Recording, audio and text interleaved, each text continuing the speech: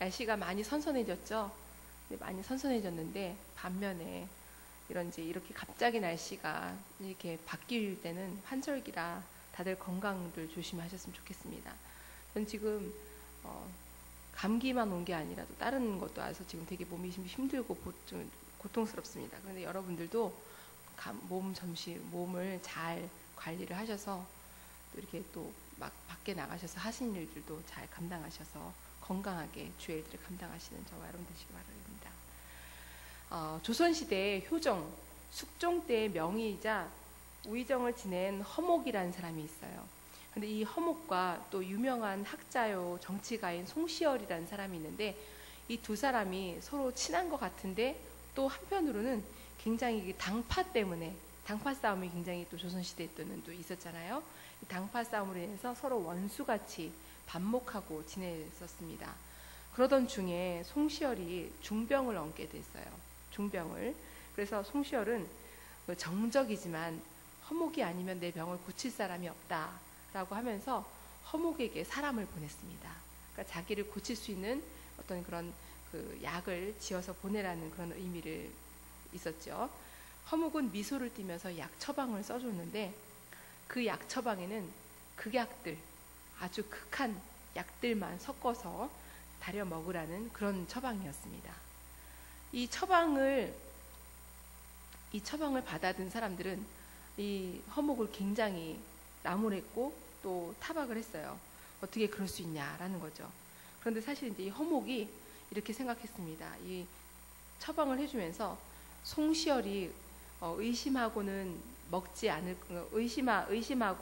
만약에 먹지 않고 결국은 죽을 것이다. 그러니까 내가 해준 이 처방약을 결국은 의심해서 먹지 않고 죽을 것이다. 이렇게 생각을 했다는 것이죠.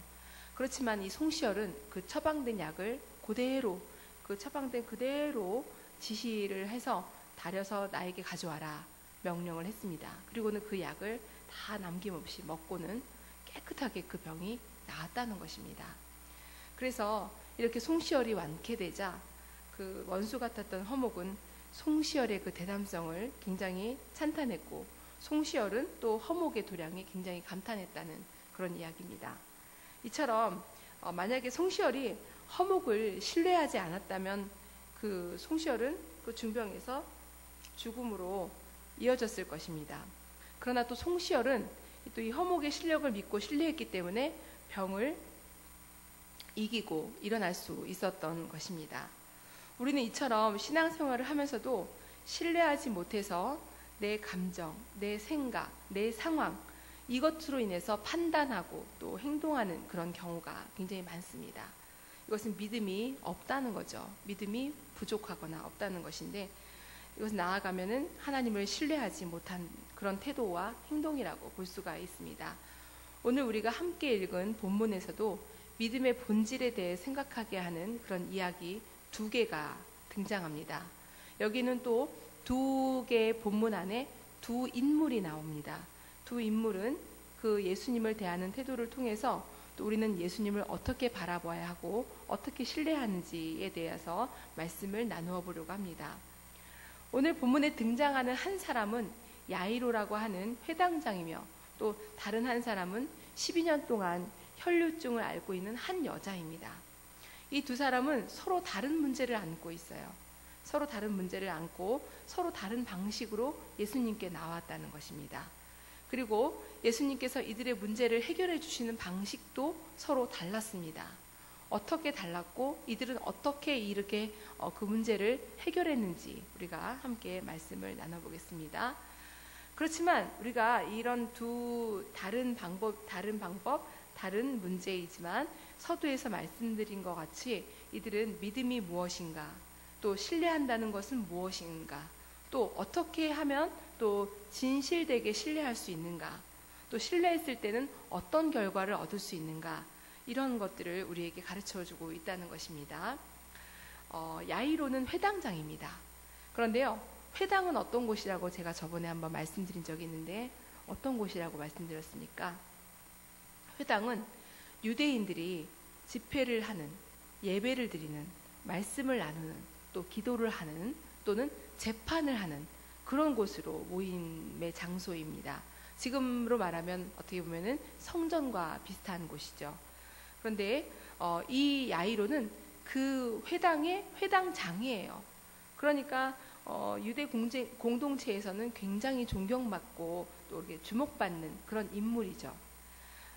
예배를 준비하고 건물에 관한 일을 굉장히 관장하는 그런 책임감을 맡고 있는 그런 사람이었기 때문에 유대인들에게 있어서 굉장히 존경받는 종교 지도자들에 해당하는 사람입니다. 그렇다면은 유대적인 색깔이 굉장히 강했을 거예요. 유대교적인 색깔이 굉장히 강했을 것입니다. 그런데 이런 유대교적인 색깔이 강한 이 사람이 누구 앞에 나왔냐면 예수 앞에 나왔다는 것은 굉장히 놀라운 일입니다. 예수 앞에 나올 수가 없어요. 유대교적인 사람은. 그런데 예수 앞에 나왔고 또 자신의 딸이 굉장히 죽게 되었기 때문에 마음에 갈급한 심정을 가지고 나왔다는 것입니다.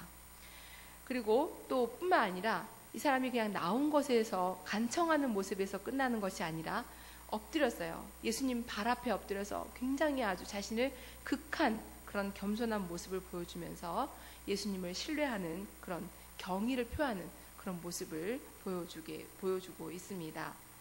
사실 예수님의 권위를 인정하는 그런 야이로의 모습도 있지만 또 그 모습 안에는 자신의 딸이 지금 죽게 된 상황이기 때문에 너무나도 마음이 갈급했기 때문에 또 그런 모습을 보이고 있지 않나라는 생각을 또 해봅니다. 이런 야이로의 모습을 보신 예수님께서는 곧바로 야이로와 또한 제자들과 또 함께하는 그 큰 무리들과 함께 그 딸이 있는 곳으로 갑니다. 성큼성큼 막 달려갑니다.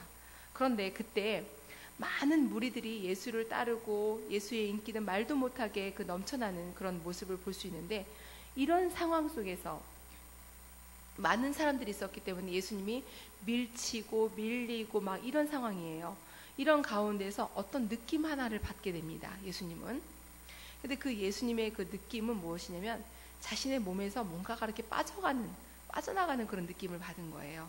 그래서 뒤를 돌아보면서 누가 내 옷에 손을 댔느냐라고 이렇게 물어보십니다. 이때 한 여인이 등장하죠. 두렵고 떨리는 마음으로 자신이 그렇게 했다고 고백하고 있습니다. 그런 그녀의 고백과 행동은 단순하게 우리가 생각하는 그런 문제가 아닌 것입니다. 이 여인은 12년 동안 혈루병을 앓았다 그랬거든요. 근데 이 혈루병은 이 피가 마르지 않는 계속 피가 몸에서 이렇게 흐르는 그런 병을 앓고 있었습니다. 여러분 생각해 보십시오. 12년 동안 12일 동안 그렇게 해도 힘든데 12년 동안이나 그 몸속에서 계속 얼마나 그 힘들었겠습니까? 근데 그런 일을 또 12년 동안 겪으면서 이 여인은 또 고쳐보려고 애를 썼어요. 어떻게든 고쳐보려고.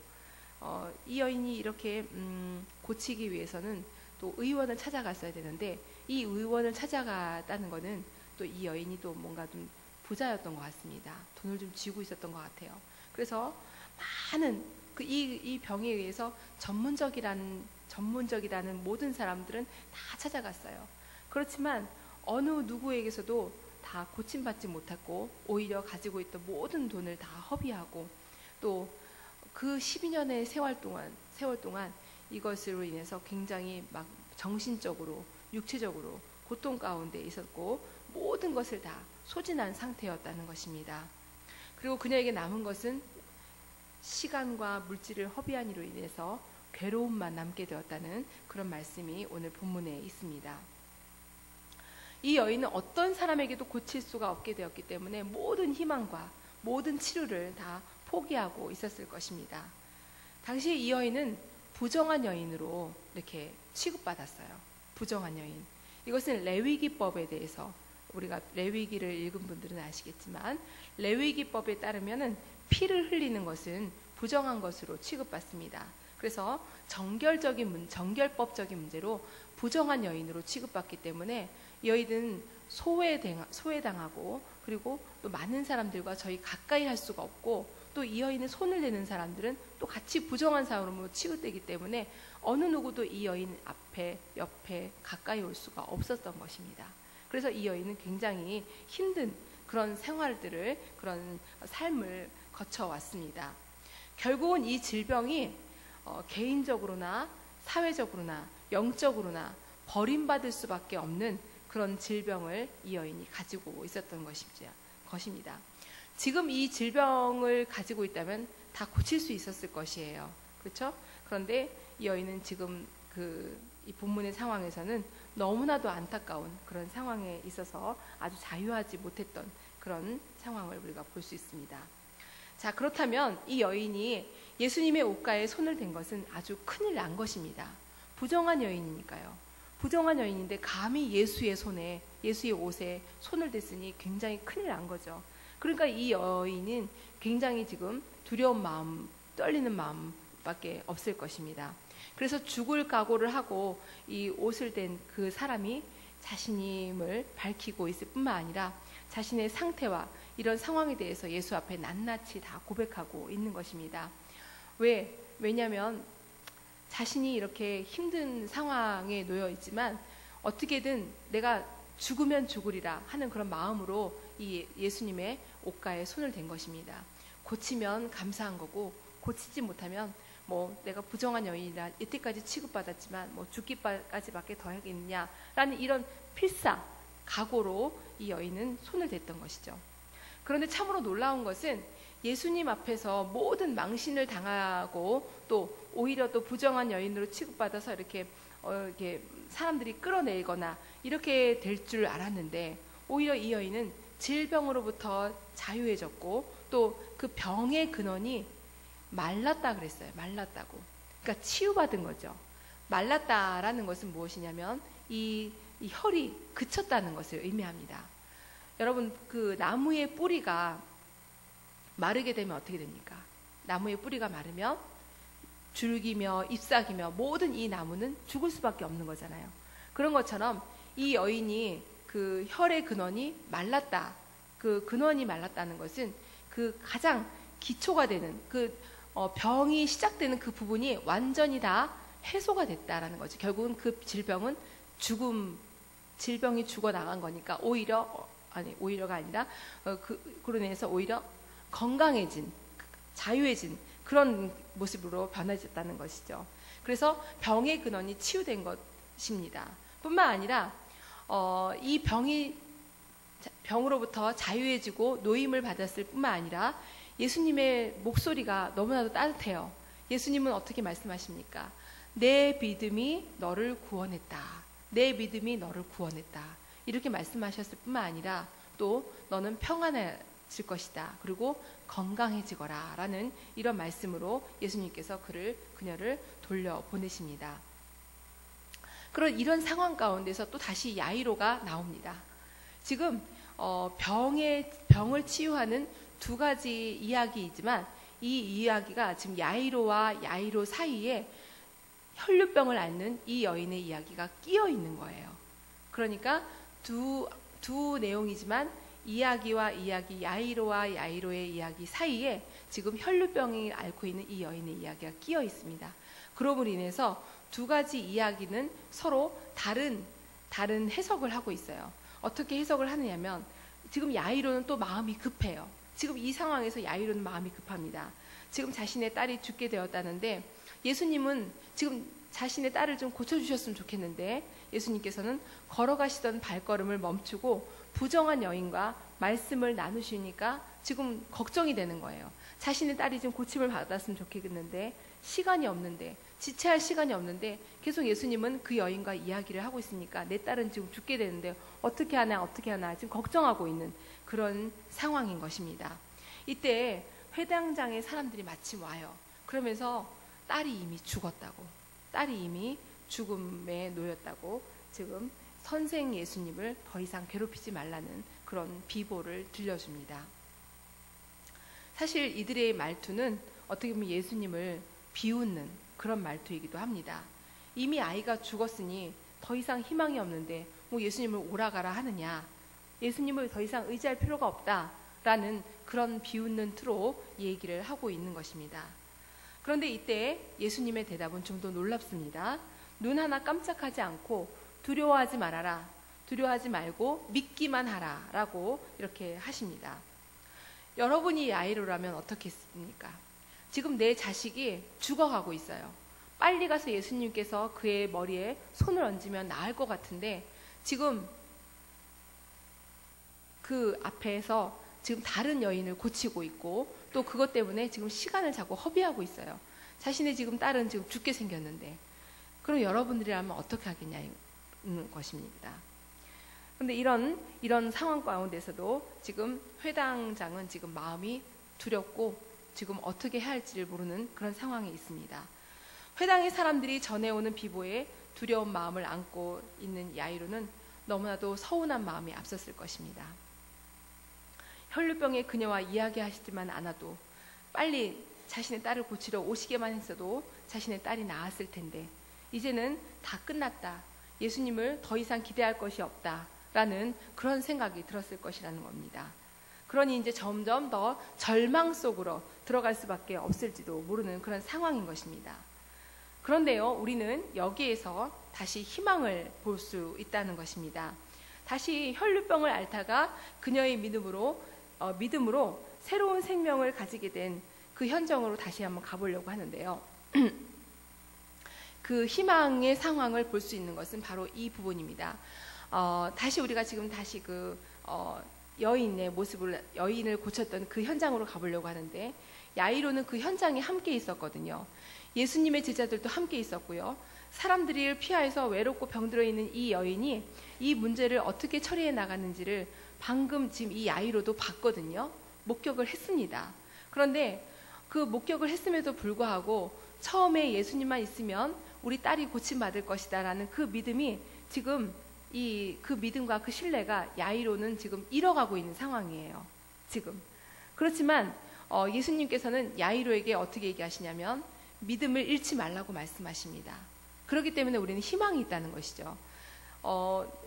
야이로가 처음에 가졌던 그 믿음, 예수님께서 손을 얹기만 하면은 고칠 것이다. 믿기만 하면 다 나을 것이다 라는 그런 처음에 가졌던 그 믿음을 끝까지 잃지 않고 갔으면은 좋았을 텐데 지금 야이로는 그 희망을 잃어버리고 있어요. 왜냐하면 지금 그 비보를 들었고 지금 마음이 급한 그 두려운 마음 때문에 지금 그 믿음이 퇴색되어 가고 있는 그런 상황이었기 때문입니다. 그런데 우리가 아까 잠시 앞으로 갔던 이유는 뭐냐면 지금 야이로가 왜 그 현장을 목격하고도 그 믿음을 잃어가냐 그런 말씀입니다. 왜 그 12년 동안 혈루병을 앓았던 그 여인이 지금 예수님 앞에서 예수님 옷가를 만지고 고침받았잖아요. 그 현장을 목격했잖아요. 함께 그 모습을 봤잖아요. 그럼에도 불구하고 야이로는 왜 그 현장에서 그 믿음을 잃어갔냐 이거죠. 그건 왜 그렇습니까? 그것은 그에게 믿음이 점점 잃어가고 있다는 것은 두려움이 앞섰기 때문에 그렇다는 것입니다. 그에게 있는 그 두려움 때문에 오직 자신의 딸만 생각하고 있는 거지 지금 그 여인이 고침받은 거에 대해서는 전혀 지금 거기에 대해서는 집중하지 못하고 있는 그런 야이로의 모습을 보게 된다는 것입니다. 예수님께서는 이런 상황 속에서도 야이로에게 믿음을 잃지 말라고 말씀하시고 3명의 제자들과 동행하면서 딸에게로 가십니다. 그리고는 이 소녀는 지금 죽은 것이 아니라 자고 있다 라고 말씀하고 계십니다. 사람들의 조롱하는 소리에도 아랑곳하지 않고 예수님은 아이가 있는 곳에 조용히 들어가십니다. 그리고 3명의 제자들과만 함께 들어가셔서 소녀를 손으로 잡고 달리다굼 이렇게 외치십니다. 이 달리다굼은 아람어예요. 아람 방언입니다. 그런데 이 아람 방언을 쓴 이유는 이 마가의 기법인데 이 마가는 이런 짧은 단어를 통해서 오히려 예수님의 그런 기적이 오히려 좀 더 드러나게 하고자 하는 그런 뜻이 있었다고 합니다. 그래서 오히려 소녀를 손으로 잡고 달리다고 외치니까 이 소녀의 병이 깨끗하게 낫는 오히려 그리고 이 소녀가 어떻게 됩니까? 눈을 뜬 것뿐만 아니라 걸어 다닙니다. 걸어 다니면서 이 병이 치유되는 그런 놀라운 그런 기적이 이 안에서 벌어지게 됩니다. 여기까지가 본문의 내용인데요. 오늘 본문에서 예수님은 2가지 기적을 우리에게 보여주셨습니다. 또한 이 기적을 통해서 믿는다는 것이 무엇인지에 대해서 우리에게 다시 말씀하고 계십니다. 예수님께서는요, 제자들과 함께 다니면서 많은 이적을 드러내셨어요. 무슨 이적을 드러내셨습니까? 귀신을 뽑아내는, 그러니까 귀신을 축출하는 그런 기적도 일으키셨고요. 그 다음에 또는 질병에 놓여 있는 사람에게 또 질병에서부터 자유케 되는 그런 기적도 일으키셨고요. 또 지난주에는 우리가 많은 그 군대 귀신이 들어가 있는 그 한 사람에게 그 군대 귀신을 돼지에게 들어가게 하셔서 그 한 사람을 치유하는, 점점 예수님의 기적이 점점 하나씩 일어날 때마다 더 그 기적의 사건이 점점 더 커지고 있는 그런 상황을 보게 된다는 것입니다. 이제는 죽은 소녀가 살아나는 그런 기적을 또 예수님께서 보여주고 있습니다. 예수님께서는 지금 점점 그 기적이 점점 더 이렇게 더 커지는, 그 많은 이적을 행하지만 그 이적이 점점 더 커지는 그런 상황을 우리에게 보여주고 있는데요. 그런데도 불구하고 지금 우리는 제자들이 아직 참된 믿음의 본질을 완전하게 깨닫지 못하고 있다는 그런 아쉬운 면을 우리가 보고 있다는 것입니다. 제자들만 이런 것이 아니라 함께 그 이적의 현장에 있었던 많은 무리들, 그리고 오늘 그 기적의 현장에 있었던 야이로도 아직까지도 예수님의 그 이적의 현장에서 무엇을 보고 있는지를 모르고 있다는 것입니다. 믿음이 무엇인지를 아직까지도 알지 못하고 있다는 그런 안타까운 사실을 우리가 보고 있다는 거죠. 지난번에도 말씀드린 것처럼 이렇게 보여진다는 것 때문에, 보여지는 것으로 인해서 믿음이 성장하거나 믿음의 기초가 세워지거나 또는 믿음이 더욱더 강화되거나 하지 않는다는 것을 우리가 말씀을 통해서 보게 된다는 것입니다. 야이로는 분명히 혈류병의 여인이 예수님의 옷가를 만진 것으로 인해서도 그의 병이 근원이 치유된 것을 분명히 그의 눈으로 확인했어요. 그리고 그럼에도 불구하고 그의 두려움 때문에 오히려 그의 믿음은 성장하지 못하고 또 그의 믿음은 오히려 퇴색되는 그런 부분을 우리가 봤다는 것입니다. 그의 두려움이 방해를 한 거죠. 그의 믿음이 더 나아가고 성장하는 데 있어서 방해를 했다는 것을 우리가 보게 된다는 것입니다.